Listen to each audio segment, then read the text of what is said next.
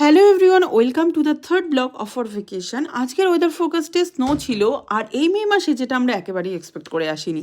But সকালবেলা ভালো করে আমাদের প্রিয় খাবার সেদ্ধ ভাত, বেগুন ভাজা, ডিম সেদ্ধ, মুসুর ডাল, আলু কুমড়ো দিয়ে সেদ্ধ বানিয়ে নিয়ে সেটাতে ভালো করে একটা খুব ভালো কোয়ালিটির বাটার এখান থেকে কিনে সেটা অ্যাড করে এবং কাঁচা লঙ্কা দিয়ে সহযোগে খেয়ে সেই অমৃত স্বাদ মুখে নিয়ে যখনই দুপুরবেলা ভাবছি একটু ঘুমোতে যাব, হঠাৎ দেখছি সত্যিই বাইরে স্নো পড়তে শুরু করেছে।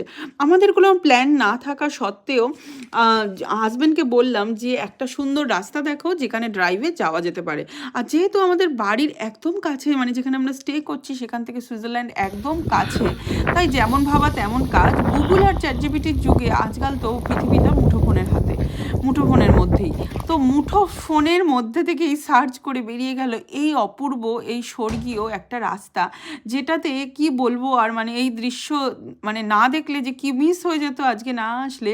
তো কবির ভাষায় যাকে বলা যেতে পারে কি যে দেখলাম জন্ম জন্মান্তরেও ভুলিব না, এইরকম মনোভাব নিয়ে বাড়ি ফিরে আসলাম। যদিও ঈশান পুরো রাস্তাটাই ঘুমিয়ে কাটিয়েছে, যেহেতু ও আফটারনুনে লাঞ্চের পরে একটা ন্যাপ নেয়।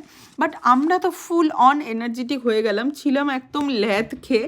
আর সেখান থেকে এরকম রাস্তায় একদম এনার্জেটিক হয়ে এরকম সুন্দর একটা দৃশ্য দেখে কিছু সময় তারপরে চলে আসলাম। ঘরে আসার সঙ্গে সঙ্গেই ভাবলাম পুল যাওয়া যাক। যেহেতু এই ডরমিও রিসর্টে swimming pool, sauna, steam bath everything is available, এটা আমরা জানতাম, তাই আমরা পুরোপুরি প্রিপেয়ার হয়েই এসেছিলাম। ঈশানের সুইমিং ডায়পার নিয়েই এসেছিলাম আমাদের সুইমিং কস্টিউমের সাথেও। তো তারপরে জলে নেমে ঈশান প্রথম দিকে একটু ভয় পাচ্ছিল, যেহেতু প্রথমবার সুইমিং পুলে নামলো। বাট তারপরে কিন্তু ও ভীষণ এনার্জেটিক হয়ে এনজয় করতে শুরু করলো। আর ও যেহেতু ঘুমটুম দিয়ে এনার্জি নিয়েই নিয়েছিল, আর আমরা ঘুরে এসে এনার্জেটিক হয়ে গেছিলাম, সবাই কিন্তু খুব ভালো করে এনজয় করেছি। তারপরে আমি এবং আমার হাজব্যান্ড এক এক করে ঈশানকে রেখে গেলাম হলো সনা এবং স্টিম বাথে। তো সব কিছু করে ঘরে গিয়ে খুব ভালো করে ফ্রেশ ট্রেশ হয়ে রেডি, প্রচণ্ড খিদে পাওয়ার পরে শুরু করলাম রান্না। তারপরে যেটা বানালাম সেটা হলো চিকেন, গরম গরম চিকেন দিয়ে আলু দিয়ে ঝাল ঝাল করে ঝোল। আমি সমস্ত মশলা নেদারল্যান্ড থেকে নিয়েই এসেছিলাম। সেই ঝোল আর গরম ভাত সহযোগে আমাদের সন্ধেটা কিন্তু, আমাদের ডিনারটা কিন্তু দারুণ কাটলো।